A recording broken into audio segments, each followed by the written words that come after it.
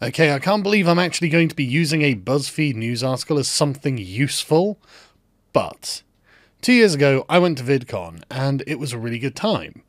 And a bunch of my friends, or people who were at the time my friends, from the, I suppose what we could call the dissident anti-SJW sphere of YouTube, large successful channels, all went as well. There was a huge drama because we sat in the audience and did nothing wrong. Should have been a sign of things to come. But this has led YouTube, and everyone using it, I suppose, into this particularly strange place, where now BuzzFeed have posted an article like this, and I think this fairly well summarises what's going on, to be honest.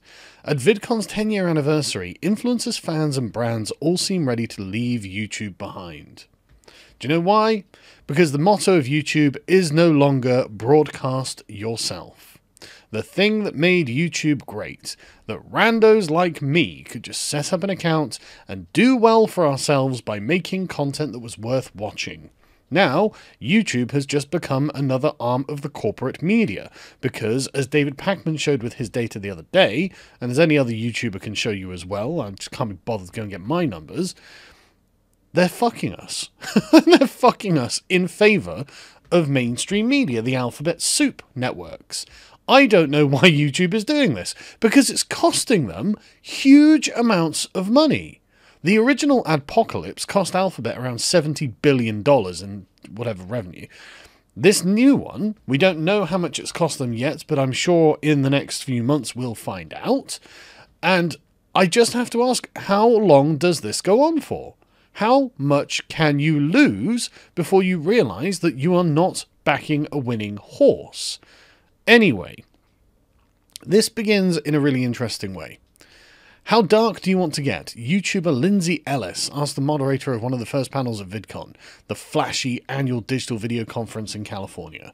VidCon may once have been known as a breathless celebration of all things digital video and all the fame and money that comes with it for creators, but in 2019, it was kicking off with a discussion led by the executive director of Uplift, an organization that provides resources for YouTube creators dealing with sexual violence, about how online video communities have changed over the years.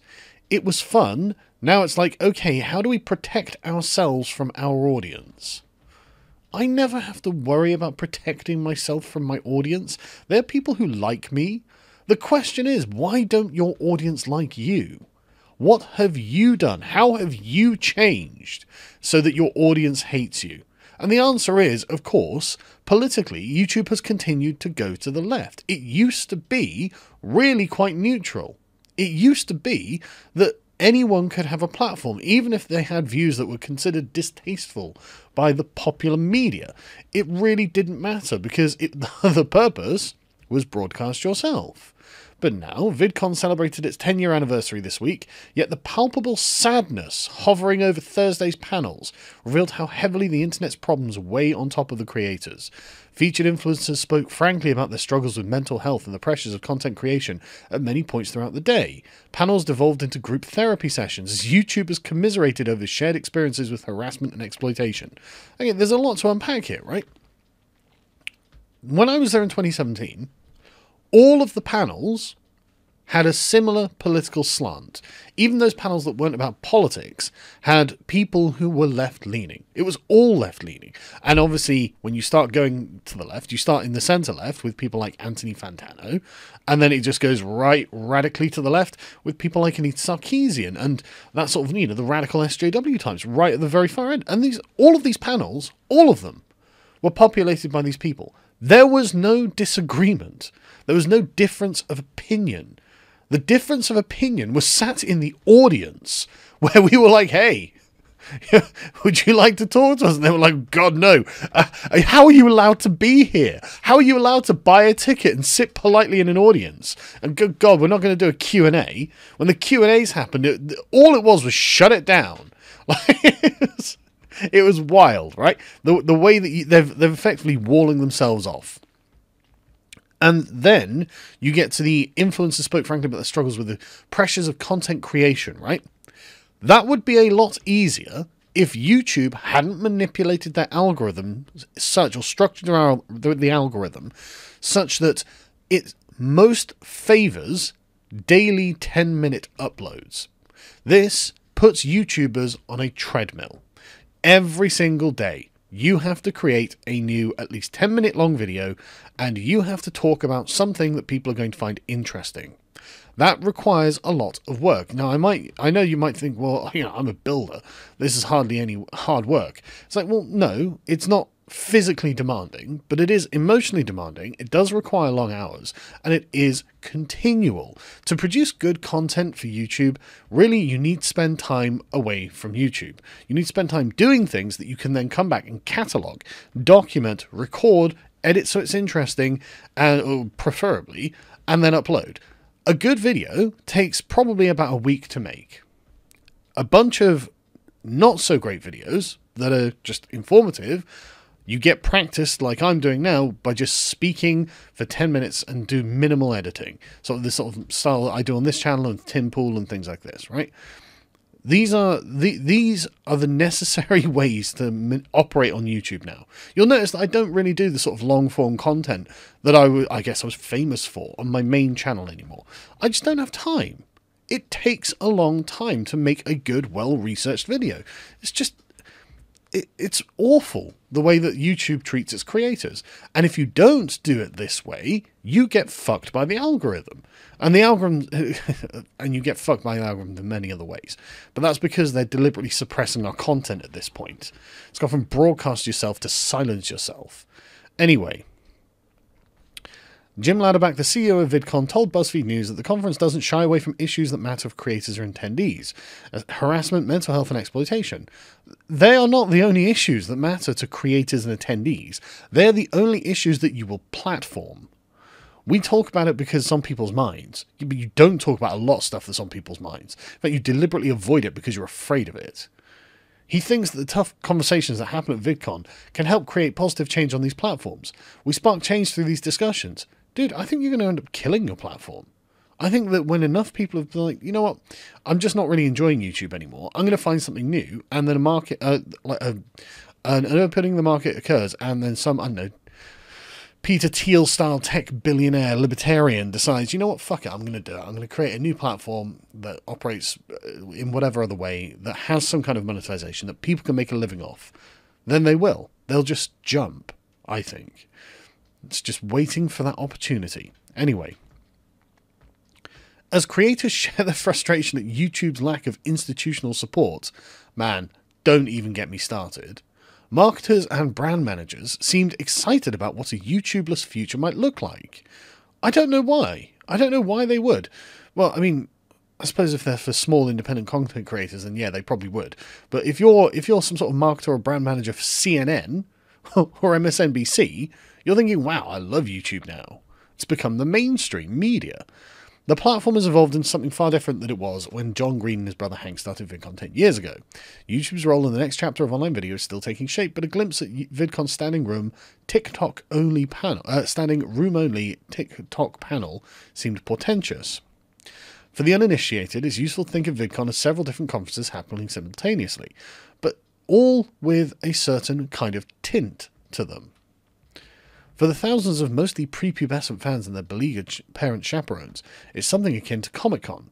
There are booths to buy merch, blah blah blah blah blah. Anyway, these clashing realities intersect in strange and surreal ways. At a party hosted Wednesday night by digital entertainment company TubeFilter at Northwest Anaheim, teenage attendees lined up to ride go-karts and internet-famous children picked at a table nearby lined bowls and candy, blah blah blah. Yeah, okay. Get to the important bit.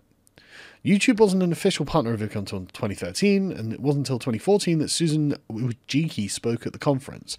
In 2018, however, VidCon was purchased by Viacom. This year, YouTube is a sponsor. Co-founder Hank Green is still closely involved, but is a part of Viacom Digital Studios. This identity crisis, it is a YouTube convention, it is a digital video conference, is it a Viacom showcase, was extremely noticeable this year, particularly in the conference's choice of featured guests. YouTube declined to comment. Anyway, they go on to talk about how YouTube has been in trouble recently because of all the, well, when you get broadcast yourself, people broadcast all kinds of things. This is something that is in the public consciousness, obviously, so I don't know why we don't talk about them, but okay. But the point is, this is very, very different.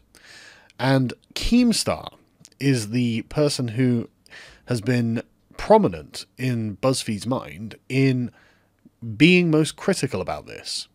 The YouTubers people care about can't be invited because they're all out of control, and the safer creators they did invite are all traumatized. Daniel Keem, the massive influencer vlogger behind Keemstar, the Drama Alert channel, derisively tweeted about it. When VidCon sends its YouTubers, they're not sending their best. It's very true. They're sending YouTubers that have a lot of dead channels. They're bringing in fidget spinners. They're bringing in hoverboards. They're randoms. Whew. These VidCon pics are all over Twitter have the same people that were cool in 2013 and 100% irrelevant now. It's the same people every year. VidCon does not represent the actual stars of the platform. Man, that's so true. I mean, where was PewDiePie's invite? Just out of interest. I mean, fuck, I've got nearly 1 million subscribers on my main channel. Oh, 400 and something thousand on this one. Where's my invite? When I went there were people in panels with like 15,000 subscribers. Fuck me, man. Like, PewDiePie pisses 15,000 subscribers. Like, it's so small and irrelevant, but what they are connected to the friendship networks in California around these sort of corporations and events. That's why they get on there. They know the right people. It's the same kind of old boys club that everyone was complaining about happening when it was someone else's old boys club. Anyway, VidCon's relationship with YouTube's bigger, more unruly stars is complicated to say the least. In 2017, Logan Paul hid $3,000 around VidCon and turned the convention center into almost a riot as fans scrambled to find the cash. I wonder what that was about. When I was there were literally hordes of young girls running around. It was horrific. I did wonder what that was all about. I didn't take the time to look into it, though. Why would I? But, so yeah, there's someone called Tanya Mongo who wasn't invited and was feeling snubbed and threw her own convention, which was apparently an incredible failure. But anyway, they go on to talk about, well, just these boring YouTubers that I don't care about at all, and I don't know who does. But they talk about how awful it is to be a YouTuber. They have mental health problems, they don't enjoy their work, they kind of hate their job.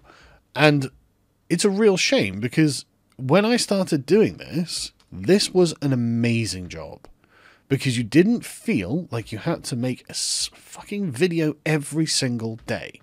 The algorithm helped you. It didn't hinder you. The platform you were operating on actually helped promote your work. It didn't actively suppress it.